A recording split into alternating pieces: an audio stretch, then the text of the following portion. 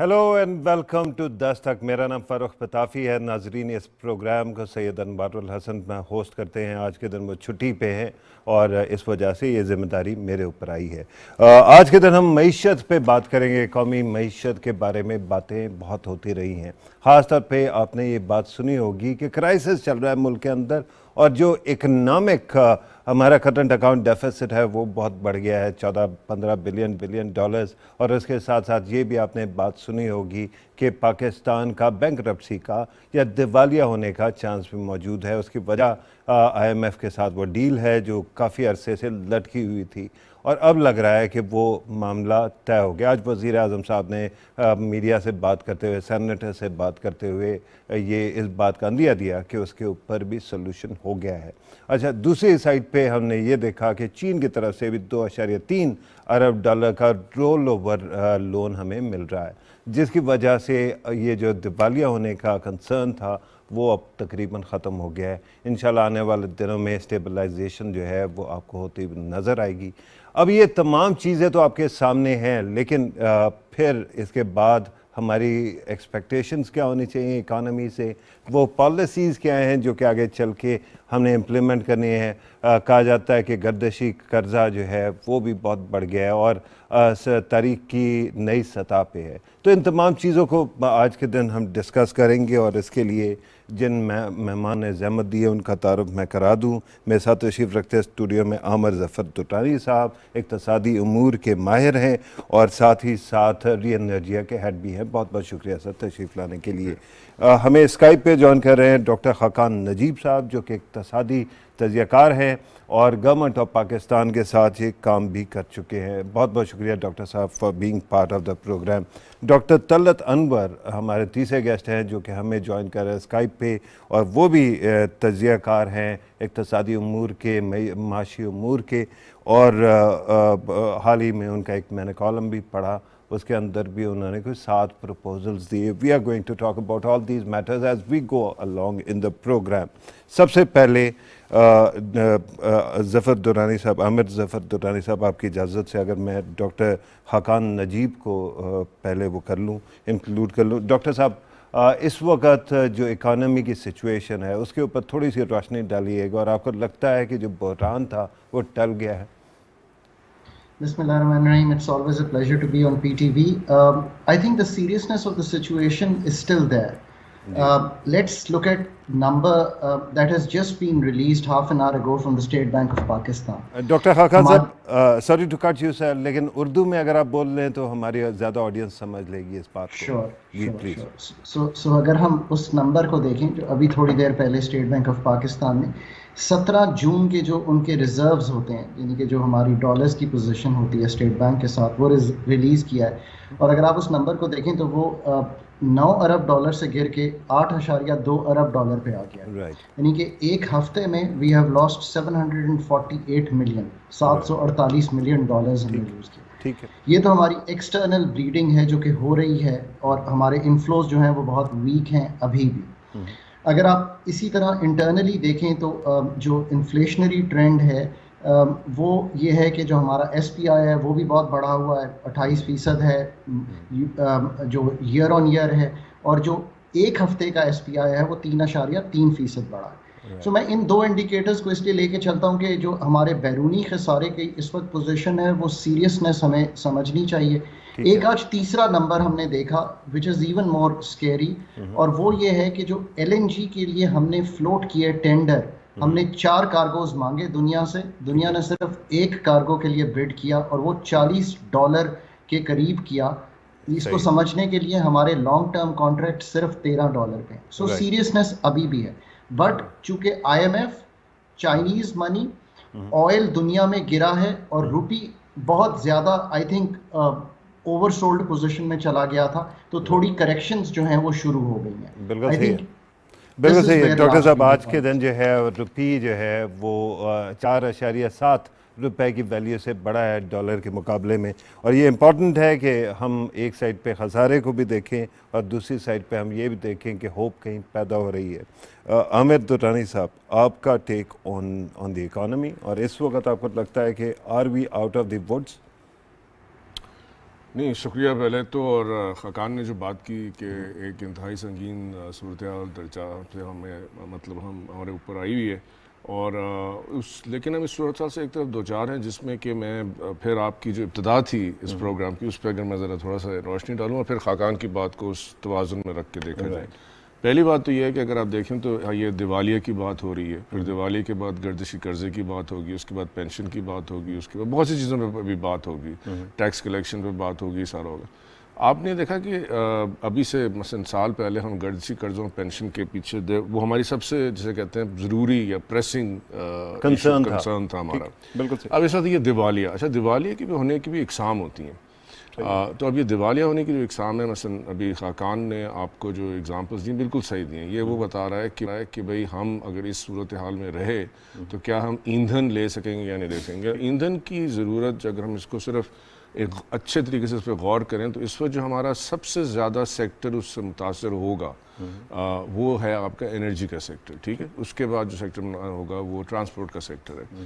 تو کیا ہم اپنی نقل و حمل کے اوپر کمپرومائز کر سکتے ہیں؟ اس کا جواب ہے نہیں، ایک حد تک کیا جا سکتا ہے۔ دوسرا کہ کیا ہم بجلی کے اوپر یعنی جو فراہمی ہے اس پہ ہم کمپرومائز کرتے ہیں؟ تو بجلی کی کمپرومائز جو ہے اس میں نقصان کہاں کہاں ہوگا؟ سب سے پہلے تو وہ ہٹ کرے گا ہمارے جتنے وہ لوگ جو کہ اس ایندھن پہ چلتے ہیں جو کہ زمین سے نکال کے بنایا جاتا ہے، یعنی غیر سسٹینیبل معدنی جو اس میں، تو اس میں کچھ سوئچنگ ہوگی۔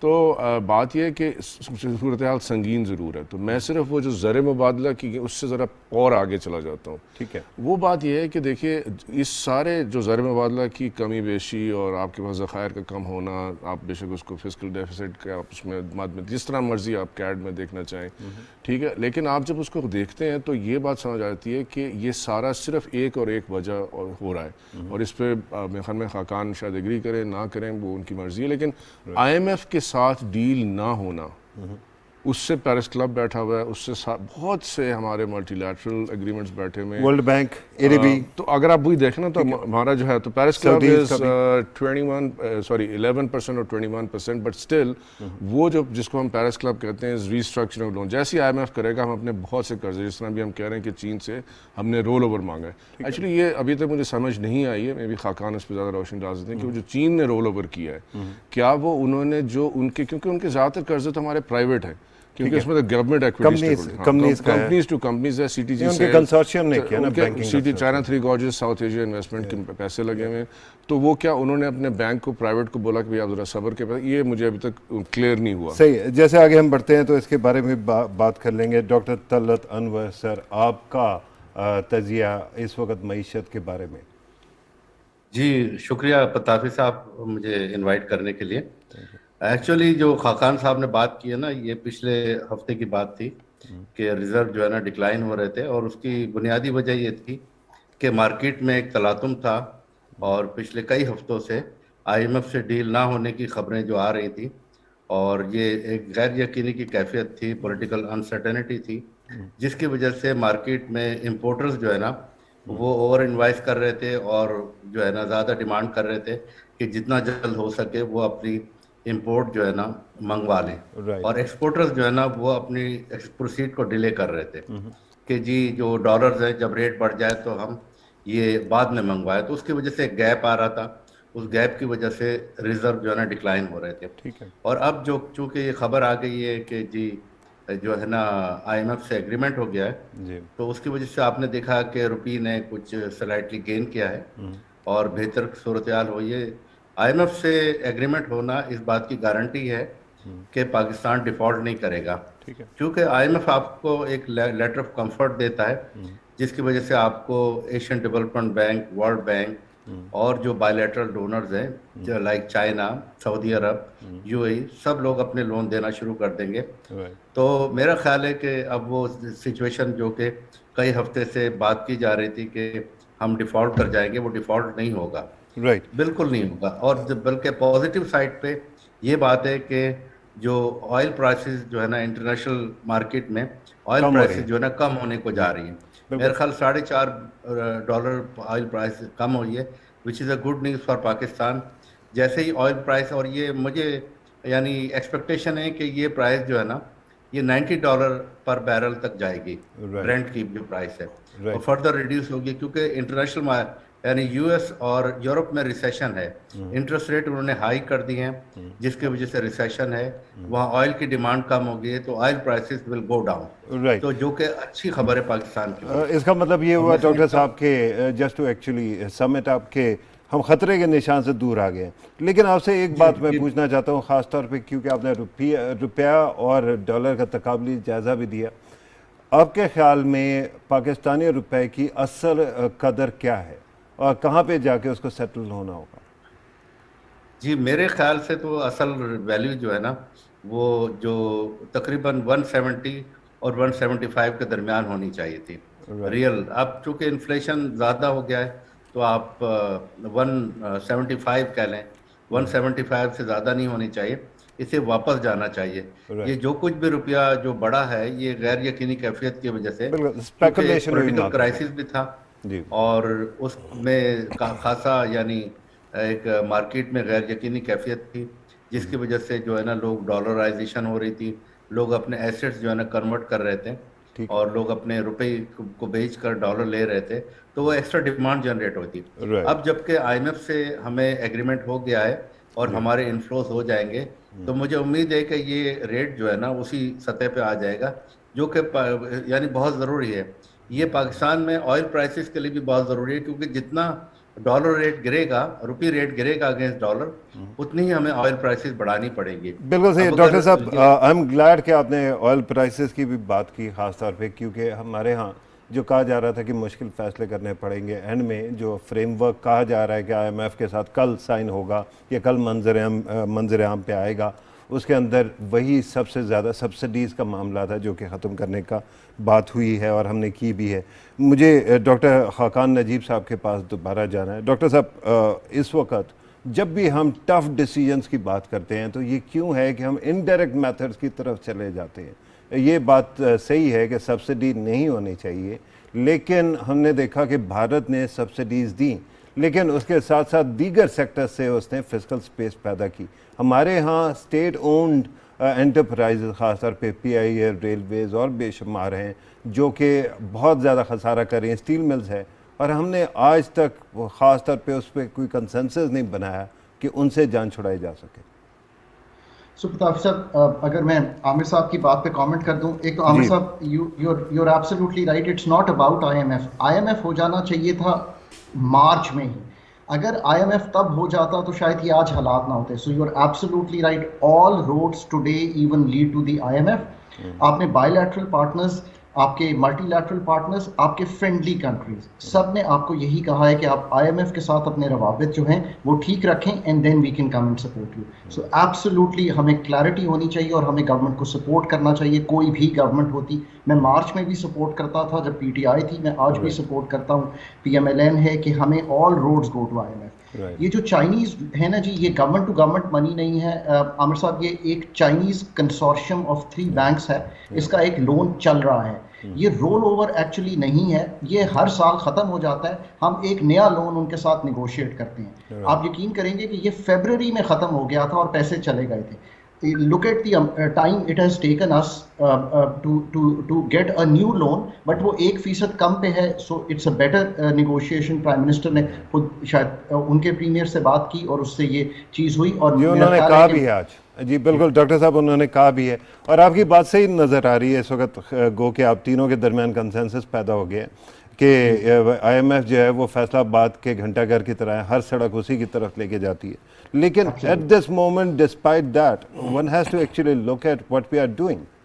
और मुझे ये फ़िक्र और बार बार मैं सुनता हूँ कि हम आम तौर पे ये सब्सिडी ख़त्म करके, कीमतें बढ़ा के, इससे आम आवाम पे प्रेशर ज़्यादा आता है। ये जो पब्लिक सेक्टर एंटरप्राइजेज है सर, इसके ऊपर हम क्यों नहीं कंसेंसस बना सकते कि स्टील मिल जो है उससे जितने जल्दी जान छुड़ाई जाए बेहतर होगा। एक साहब थे जो इकोनॉमिस्ट जो कहते थे कि 1 रुपये पे बिकता है बेच दो, अब वो नहीं कहते, अब उनकी कहानी चेंज हो गई। Why is it that we can not build consensus on this sir? Absolutely. So पताफी साहब, एक तो सब्सिडीज पे लेट मी कमेंट। हम फॉर एग्जांपल इस साल बजट में 364 अरब 364 बिलियन की इनकम सपोर्ट के थ्रू सब्सिडी देंगे, टारगेटेड सब्सिडी 8 से 10 मिलियन फैमिलीज को। कोई भी दुनिया में इसको बुरा नहीं कहता, बल्कि सारी दुनिया ये कहती है कि पाकिस्तान का, चाहे आप उसको बेस्ट कहें, एहसास कहें, ये पहली दफ़ा जब लॉन्च हुआ तो 2008-9 में I was present on the table, तो हमने 30 अरब से लॉन्च किया। अगली गवर्नमेंट 130 अरब पे लेके गई, उससे अगली गवर्नमेंट 250 पे लेके गई और अब 364 पे है। जहां आप टारगेटेड सब्सिडीज रखेंगे, जहां आप स्कूल वाउचर्स देंगे, जहां आप हेल्थ वाउचर्स देंगे, कोई दुनिया में आपको मना नहीं करेगा। पर जब आप ये करेंगे कि आप एक जनरल सब्सिडी क्रिएट करेंगे और मेरी सिविक में उतना ही पेट्रोल जो ज़्यादा लगता है उस पर सब्सिडी देंगे, और जो वेस्पा वाला है उसको भी वही सब्सिडी कम मिलेगी बिकॉज वो जेनेरिक सब्सिडी है, तो वहाँ पे हमारा जो डिफरेंस ऑफ ओपिनियन है वो लेकिन डॉक्टर साहब, मैं कता कलामी की माजरत, ये मैंने पहले भी देखा है कि जब भी हम डिबेट करते हैं तो हम या तो सिविक वाले की बात करेंगे या वेस्पा वाले की। जो सुजुकी वाला दरमियान में उसको भूल जाते हैं। हमारी जो वर्किंग क्लास या मिडिल क्लास है उसकी भी तो बात करनी है ना। आपने पुअर को सबसे कर दिया, टारगेटेड सब्सिडीज दे दी, टारगेटेड इंटरवेंशन कर दी, लेकिन जो इंजन ऑफ ग्रोथ है वो मिडिल क्लास है। उसके ऊपर जो एंग्जाइटी है या प्रेशर आएगा, क्योंकि जब आप तेल की कीमत बढ़ाते हैं बहुत सारी चीज़ों की और कीमत बढ़ जाती है, उसका क्या होगा? सो पताफी साहब, ये very intelligent question and I am not saying that कि आपने पूछा है तो। पिछली हुकूमत ने भी कहा कि जो हिट हो रहे हैं लोग वो वही हैं जिनका आप जिक्र करें, जो हमारे अर्बन मिडिल क्लास हैं। इस हुकूमत ने भी यही कहा, तो कोशिश क्या की गई बजट में कि जो 2 लाख तक है उनको हम इस्तिस्ना कर दें टैक्स से, but unfortunately somehow didn't work with the fund. I think उनको जो बेस्ट हेल्प करने का तरीका है वो यही था कि हम उनको टैक्सेशन में एक रिलीफ दे देते, और अपनी जो लिमिट थी जो 6 लाख रुपए थी कि अगर आप 50,000 रुपए कमा रहे हैं महाना कि आपको रिलीफ है, उसको 1 लाख तक ले जाते। अनफॉर्चुनेटली नहीं हो सका। आई स्टिल थिंक और भी जरिए हो सकते हैं। आमिर में शेड लाइट के क्या तरीके हो सकते हैं, सो एक तो तरीका ये था। उसके साथ साथ अब हम बात कर लें ये जो हमारी SOEs हैं, और देखें ऑब्वियसली SOEs पे तो एक पूरा प्रोग्राम हम कर सकते हैं, बट मेरे ख्याल में मैंने इनके कई बोर्ड बनाए जब मैं सरकार में था, मैंने इनके कई रिलीफ पैकेजेस किए। I really feel very strongly कि डाइवेस्टमेंट के अलावा शायद जो कमर्शियल ऑर्गेनाइजेशंस हैं, जिनको मैं डिस्कोस कहूँ, जनकोस कहूँ, PIAs कहूँ, इनका कोई और जो हल है ना वो शायद रह नहीं गया। और इसकी आसान मिसाल ये है कि अगर आज PTCL सरकार के पास होती तो हम यही तय कर रहे होते कि यार जो PTCL का जो फ़ोन पैकेज है उसकी कीमत कितनी बढ़ गई है। आजकल हम वो गुफ्तगू नहीं करते। सो हमें हर अदारे को एक डाइवेस्टमेंट एजेंडा जो है वीकेस्ट एजेंडा है, पर इस पे हमें अब एग्रीमेंट करना पड़ेगा कि how we move forward. That's a very good point, sir.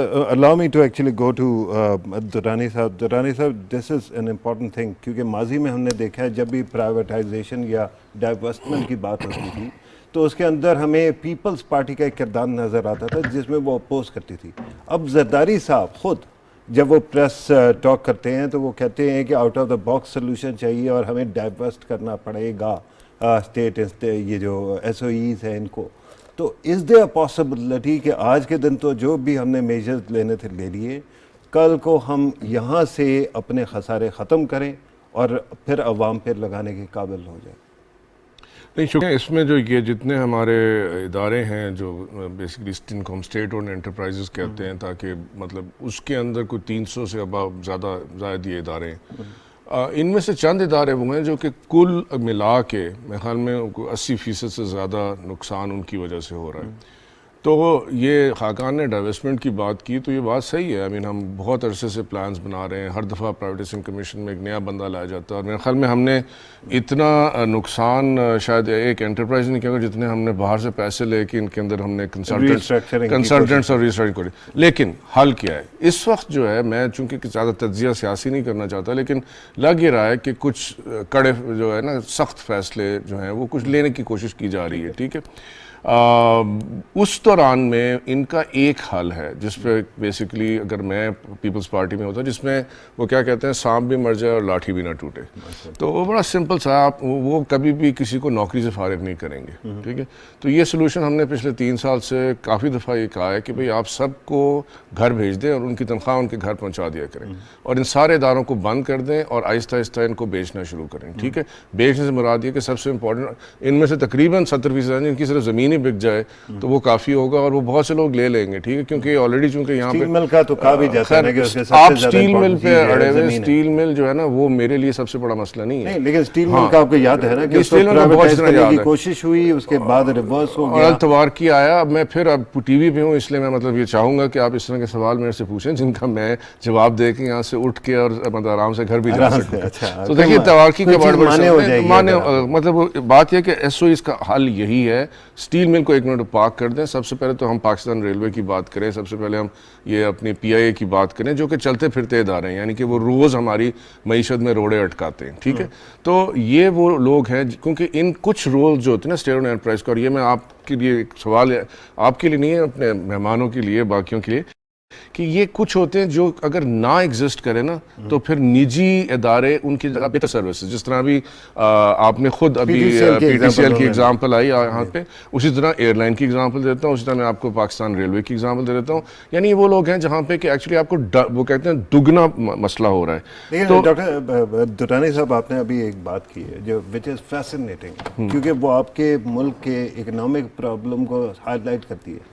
آپ نے کہا کہ اگر ہم ڈائیورسٹ کریں گے اس میں سے بہت سارے ایسے ادارے ہیں جن کو ہم بیچیں گے تو زمین کی قیمت ہی بہت مل جائے گی. کہا نا آپ نے, وائی از اٹ کہ ڈیمانڈ بھی ہے, پی آئی اے بھی چاہیے آپ کو, ریلوے بھی چاہیے آپ کو, یہ ڈسکوز بھی چاہیے, باقی بھی ادارے چاہیے, لیکن جو پرائیویٹ انویسٹر ہے وہ زمینوں کی طرف ہی جا رہا ہوتا ہے, زمینیں خریدتے رہتے ہیں. اس کا جلدی سے میں جواب ہی دے دوں, کیونکہ اس وقت جو آپ کے ملک میں سب سے جس کو ہم کہتے ہیں سیف انویسٹمنٹ, یعنی وہ جہاں پہ ہم سمجھتے ہیں کہ یہاں کوئی زیادہ نقصان ہونے کا موقع چانس نہیں ہے, وہ اس کو صرف ابھی تک زمین سمجھا جاتا ہے. اس کی انویسٹمنٹ ریٹ لمبی بات ہو جاتی ہے, لیکن سیدھی سی بات یہ ہے کہ اس وقت بینک میں رکھنے سے بہتر, لمبی بات کہہ کے آپ ٹالیں نہیں نا, آپ کر دیں. نہیں تو انڈسٹری یعنی جو آپ کی صنعت ہوتی ہے, صنعت کاری ہوتی ہے, جو صنعت لگائی جاتی ہے, اس وقت آپ مجھے بتائیے کہ کتنے لوگ جو عام بیٹھے میں وہ کسی فنڈ میں ڈالتے ہیں اور صنعت میں انویسٹ کرتے ہیں یا صنعت کے شیئر لیتے ہیں.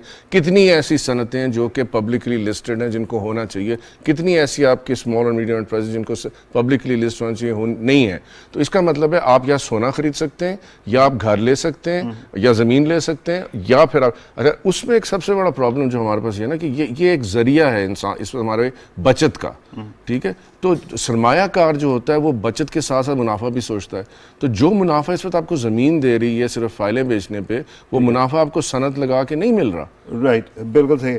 ڈاکٹر خاقان, اس وقت کیونکہ ہم کافی ساری چیزوں کی بات کر رہے ہیں اکانومی کے, مجھے لگ رہا تھا کہ ہمارے تیسرے گیسٹ بھی ہیں, شاید وہ اس وقت ہمارے ساتھ نہیں ہیں, لیکن ڈاکٹر خاقان, اکانومی کو ابھی فکس کرنا ہے آنے والے دنوں میں, اور اس کے مسائل جو بھی ہیں بار بار آپ نے ایک ہی ویشر سائیکل دیکھا ہے, میکرو اکنامک اسٹیبلائزیشن کا پوری زندگی ہم نے سنا ہے کہ خسارہ بڑھ گیا, خسارہ کم کرو, کرنٹ اکاؤنٹ ڈیفیسٹ بڑھ گیا, اور سرکولر ڈیٹ گیس میں بھی آ گیا.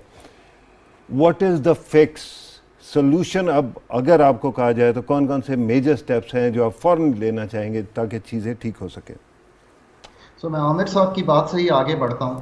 عامر صاحب نے صحیح کہا کہ یہ بالکل ایک ذریعہ بن گیا ہے ریئل اسٹیٹ, اور اس میں ہمارے پالیسی میکرز اور جس میں ہم شامل ہیں ان کا بہت بڑا کردار ہے. ہم نے اس کو ایسے رکھا کہ اس کی ڈاکیومنٹیشن لیسٹ ہے جب آپ اپنے پراپرٹی کا کام کرنا ہو, اور اس کی ٹیکسیشن 4 سال بعد صفر ہو جاتی ہے. آپ 5 کروڑ کا پلاٹ خریدیے, 10 کروڑ کا 4 سال بعد بیچیے, جو 5 کروڑ کا پروفٹ ہے اس پہ آپ صفر منافع پے کیجئے اور گھر چلے جائیے. یعنی کہ آپ کہہ رہے ہیں کہ ریاست پاکستان انسینٹیوائز کر رہی ہے پراپرٹی میں انویسٹمنٹ کو.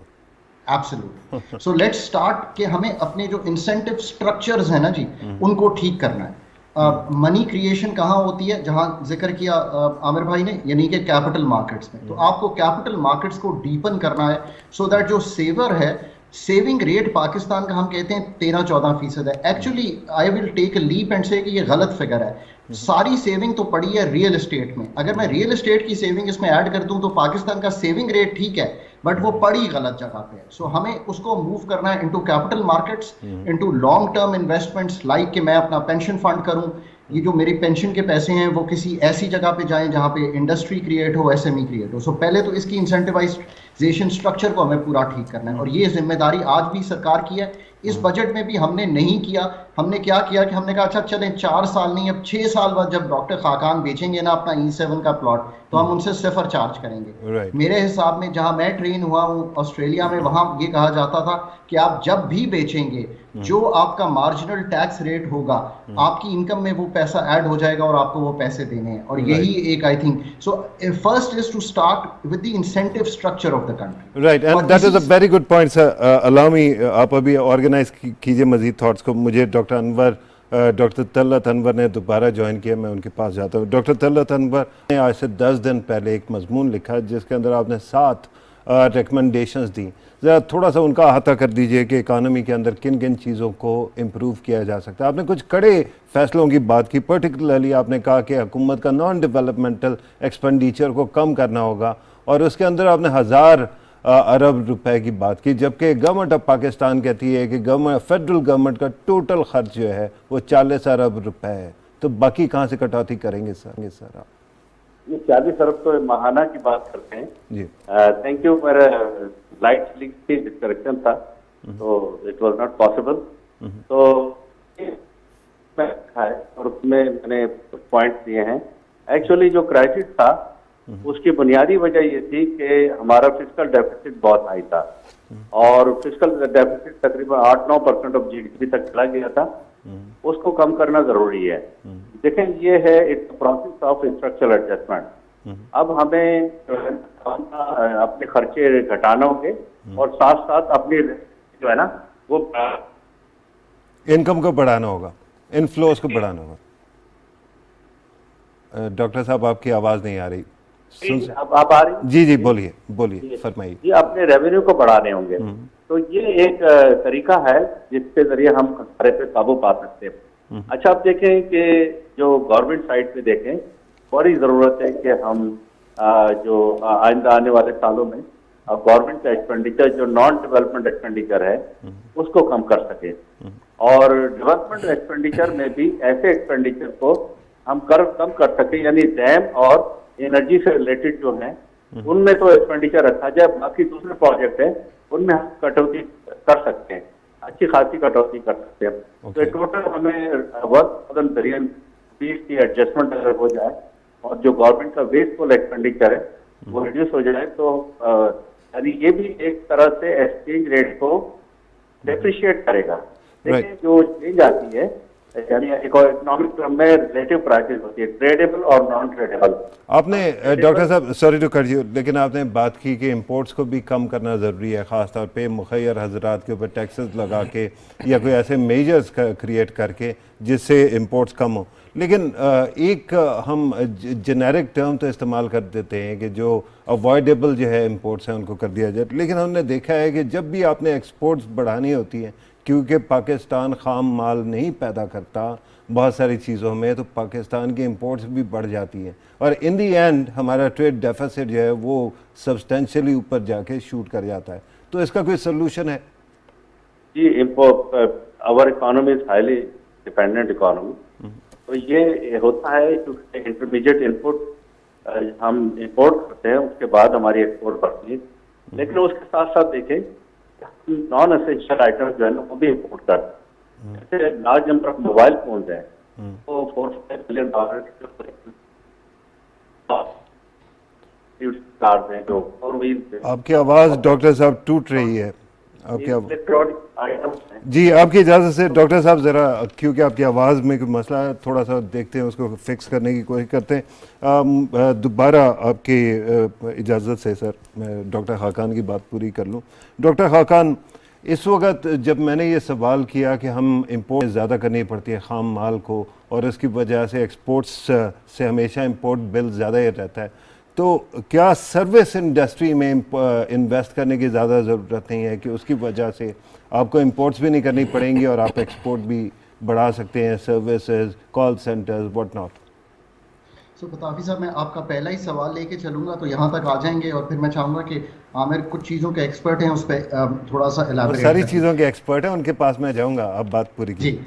जी। सो एक ये है कि आई थिंक नंबर वन, मैंने आपको कहा है कि आपको इंसेंटिव स्ट्रक्चर मुल्क का ठीक करना है, और इसमें मैं रेगुलेटरी रजीम को भी शामिल करता हूँ। नंबर दो पे अगर हम, और मैं, मेरी ऑर्डर ऑफ प्रायोरिटी शायद यही होगी, वो है कि एनर्जी एफिशिएंसी। इससे मेरा मतलब ये नहीं है कि सिर्फ हाइड्रो लगा लेना, ये जो आर्किटेक्चर है पूरा एनर्जी सेक्टर का, हमें इसको रीडू करना है। ऑफ ग्रिड सॉल्यूशंस जो है, I think that's the thing that we have to move on. और पूरा ये जो डिस्कोज हैं, जेनकोज हैं जो बंद करने हैं, ये पूरा आर्किटेक्चर हमें रीडू करना है, और जो नेपरा है उसको एक इफेक्टिव विद टीथ रेगुलेटर बनाना है। नंबर तीन, और ये पहले मेरे नंबर तीन पे नहीं था, बट मैं इसको इसलिए ले आया हूँ कि अगर मैं 3 मिलियन टन इंपोर्ट कर रहा हूँ वीट, और मेरी कॉटन 6-7-8 मिलियन टन पे आ गई है सालाना, so that makes me worried. और अगर मेरा पाम ऑयल का बिल इस साल 6 से 8 बिलियन डॉलर पे आ रहा है, तो दैट मीन्स कि मेरी जो एग्रीकल्चर की handling as a policy maker वो ठीक नहीं हो रही है। सो नंबर 3 पे जो है वो एग्रीकल्चर प्रोडक्टिविटी है। और मुझे आज ही कोई बता रहा था कि there are thousands of PhDs who work, एक ब्राज़ील बहुत अच्छा एक्सपोर्टर बना एग्रीकल्चर का, and I am trying to listen and understand from that person. So third पे मैं एग्रीकल्चर को रखता हूँ, और चौथे पे मैं लार्ज स्केल मैन्युफैक्चरिंग को इतना वरी नहीं करता। मैं अब कहता हूँ कि हमें 99% जो हमारे इंटरप्राइजेज हैं वो हैं small and medium enterprises. Right. 52 lakh इस वक्त कमर्शियल एंड इंडस्ट्रियल इस्टेब्लिशमेंट्स हैं, 99% जो हैं वो SMEs हैं। सो अब हमने कनेक्टिविटी जो करनी है वो यही करनी है कि क्या हम उनको कनेक्ट कर सकते हैं दुनिया के साथ। इसी से मैं आपका जवाब देता हूँ। लोग समझते हैं कि पाकिस्तान का मसला इंपोर्ट्स है, ज़रूर है, 20-25% एक इंपोर्ट का बिल ऐसा है। मेरे ख्याल में आई हम्बली से कि ये मसला नहीं है। मसला है कि एक्सपोर्ट्स हैं 9% ऑफ GDP, और हम वो एक्सपोर्ट नहीं कर पा रहे जो हमें करनी चाहिए, through joint ventures, through global value chain का पार्ट बनने, डॉक्टर साहब, through agri productivity. That is a very fair point. लेकिन आपने अभी थोड़ी देर पहले फरमाया कि हमें ये कुछ करना है और फलां चीज़ करनी है। ये तमाम रिफॉर्म्स की बात हम हर साल करते हैं। ये पाकिस्तान 10 साल पुराने का मेरा कोई प्रोग्राम आप उठा के देखेंगे तो यही क्वेश्चंस होंगे, यही आंसर्स होंगे। व्हेन वी नो कि हमें क्या करना है, why haven't we been able to do that? इसका फताफी साहब एक वन लाइन आंसर है। आई डोंट नो, दूसरे शुरका शायद नाराज हों उस आंसर पे। Pakistan is only in one crisis. Pakistan crisis is a competency and an HR crisis. कोई भी काम करने के लिए अगर आप एक काबिल कॉम्पेयर हैं तो आगे लेके गुफ्तो शनीद को चलेंगे।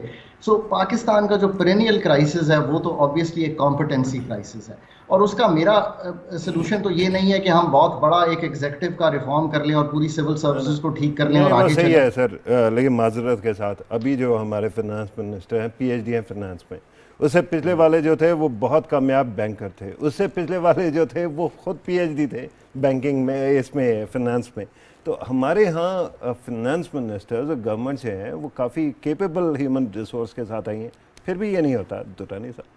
देखिए, आज आप पताफी साहब बहुत ऐसे सवाल पूछ रहे हैं जिनका जवाब ख़ास तौर पे टेलीविज़न पे देना मुमकिन नहीं है, लेकिन फिर मैं कोशिश कर रहा हूँ। क्यों? ठीक है, सबसे पहली बात तो ये है कि जो कॉम्पिटेंस करना, तो ये एक तो जो हम नारा लगाते आते हैं कि पाकिस्तान में काबिलियत और हुनर बहुत है। मेरे ख्याल में अब हमें अपने आप को इस तमाम मसाइल में एक बात ये समझ लेनी चाहिए कि पाकिस्तान में काबिलियत और हुनर सिफर है, क्योंकि अगर हमारे में काबिलियत और हुनर होती तो हम इन मसाइल में पड़े ना होते। दूसरा, एक ऊपर काबिल आदमी के बैठे होने से नीचे जो एक समंदर या तूफ़ान है बग़ैर काबिलियत, बग़ैर किसी हुनर के, वो उसके फ़ैसले को ये इस तरह है कि एक बहुत ज़बरदस्त सिपा सालार आपने खालिद बिन वलीद जो है उनको आपने लगा दिया है, और उसके बाद जो है आप नीचे उनको नालायक किस्म के फ़ौजी दे दें, तो आप क्या कर सकते हैं? कुछ नहीं, आप जंग नहीं जीत सकते एक लायक सिपा। तो अभी ये जो आपने मिसाल दी, इसका तो मैं बड़े तमीज़ से ये एक सीधा जवाब दे रहा हूँ। दूसरी चीज़, मैं 2 चीज़ जल्दी से अगर आप इजाज़त दे दें। दरमियान में इतना बड़ा झोल दे दिया, मुझे सवाल करने की इजाज़त तो देंगे।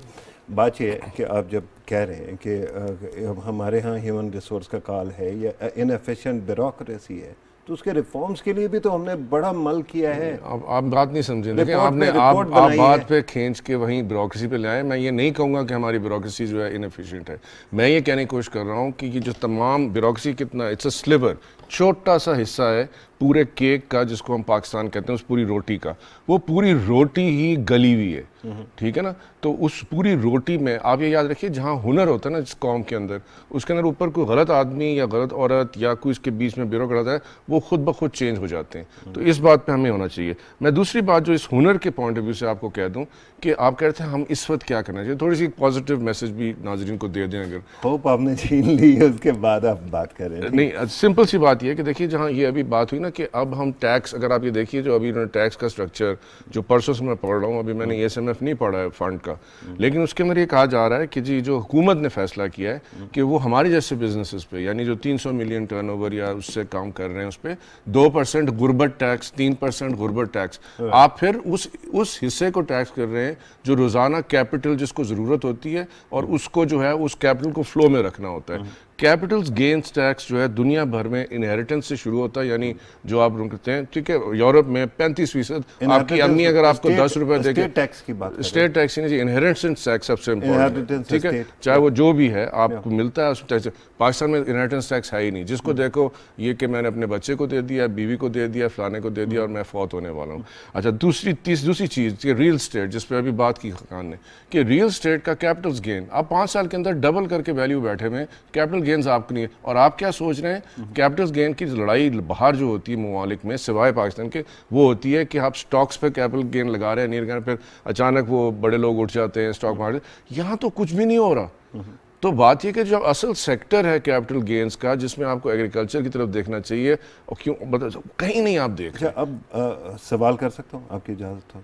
یہ جو پور ٹیکس کی آپ نے بات کی, یہ کون کہہ رہا ہے؟ IMF نے کہا نہیں, آپ کا نہیں, ان کا نہیں, یہ پاورٹی ٹیکس جو ہے یہ کہ جو 1%, 2%, 3% ہے, یہ بھی ایگریمنٹ تھا اور یہ ہمیں وہ کرنا پڑے گا فلفل.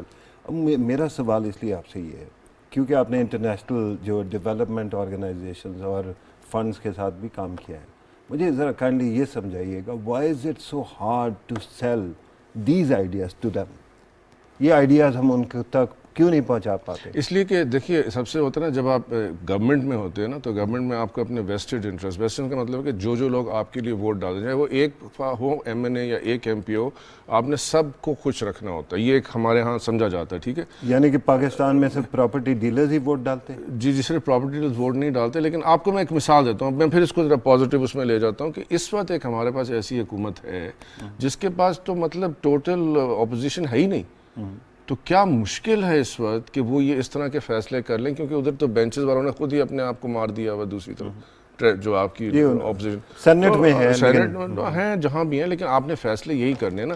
دوسری بات میں پھر آپ کو یاد کراتا جاؤں, IMF یہ لکھ کے نہیں دیتا کہ اس چیز, IMF آپ کو ایک گرد دیتا ہے کہ بھی اتنا آپ نے ڈیفیسٹ کام کرنا ہے. یہ میں 2-3 دفعہ کہہ چکا ہوں. سر برا نہ مانیے, وہ کہتے ہیں اس کو ہوم گرون پیکیج, لیکن ان کے انسٹرکشنز پہ ہوتا ہے, جب تک آپ ان سے اپروو نہ کرائیں اس وقت تک وہ فنڈ لیٹر آف وہ کانفیڈنس جو ہے, کمفرٹ جو ہے, وہ جاری نہیں. وہ لیٹر آف کانفیڈنس آپ کو ٹوٹل ڈیفیسٹ کے اوپر اور اپنی حالات ٹھیک کرنے میں ملتا ہے. اس میں وہ یہ نہیں کہتے کہ آپ اس چیز پہ لگائیں, اس پہ نہ لگائیں. ڈاکٹر خاقان بھی کچھ کہنا چاہ رہے ہیں. ڈاکٹر صاحب ویری کوئکلی, ہمارے پاس ٹائم ذرا کم ہے.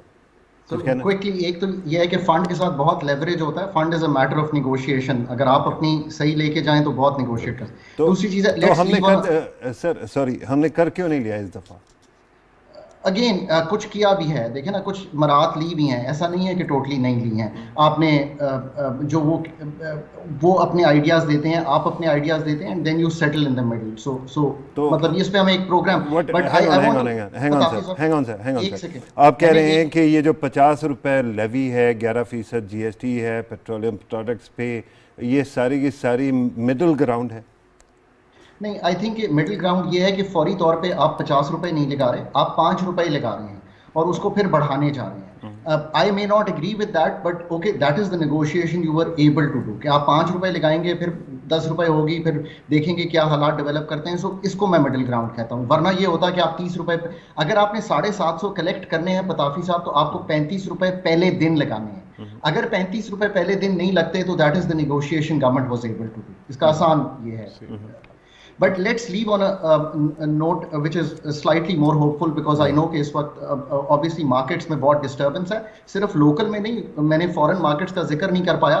फॉरेन मार्केट्स में जो पाकिस्तान का बॉन्ड है, जो पाकिस्तान का डिफॉल्ट स्वैप है, वो बड़ी डिफिकल्ट सिचुएशन है। द होप इज कि अभी मंडे तक मेरा ख्याल है $2.3 बिलियन पाकिस्तान की किटी में ये जो कमर्शियल बैंक की लोन है ये आ जाएगा। 8.2 जो हिट हुआ है ये प्रॉबली लास्ट था, इधर से रिजर्व्स पिकअप करना शुरू कर देंगे। जुलाई में कहीं हम एग्रीमेंट सिंक इन कर लेंगे फंड के साथ। आई एम होपिंग कि बाकी चीज़ें सेटल हो जाएंगी। इसके साथ साथ यूएई के कुछ पैसे, केएसए के कुछ पैसे, चाइना ये जो है कतर के कुछ पैसे, ऑयल फैसिलिटी का डबल होना, ये जुलाई अगस्त में अगर चीज़ें बनती हैं तो हम अपने रिजर्व्स को पिकअप करना शुरू कर देंगे। अब आ जाएं कि इसमें आपने अपने कलीदी काम शुरू करने हैं। ये तो ये ईजियर पार्ट है। आपके कलीदी काम वाला जो पार्ट है ना, वो उस हिस्से में आ गया जहाँ पे मुझे बताया जा रहा है कि we have to conclude the programme. Will do another programme इंशाल्लाह ताला जिसके अंदर ये तमाम बातें करेंगे।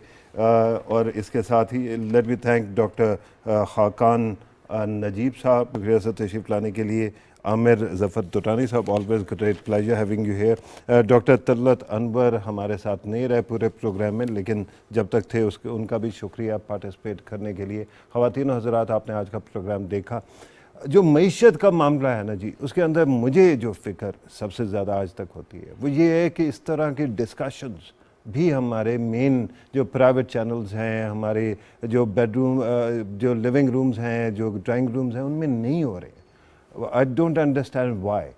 क्योंकि जब तक हम मईशत के ऊपर ज़्यादा फोकस नहीं करेंगे उस वक्त तक मईशत तो बेहतर होने वाली नहीं है जी। और अगर आपकी पूरी कौम का तवज्जो अगर हम इस बात पर लगाए रखेंगे कि साबिक वज़ीर आज़म ने क्या कहा और उसके बाद फ़लाँ वज़ीर ने या फ़लाँ साहब ने उसके जवाब में क्या कहा, तो अब मईशत को भूल जाएं, आप फिर यही पॉइंट स्कोरिंग ही करते रहेंगे ना जी।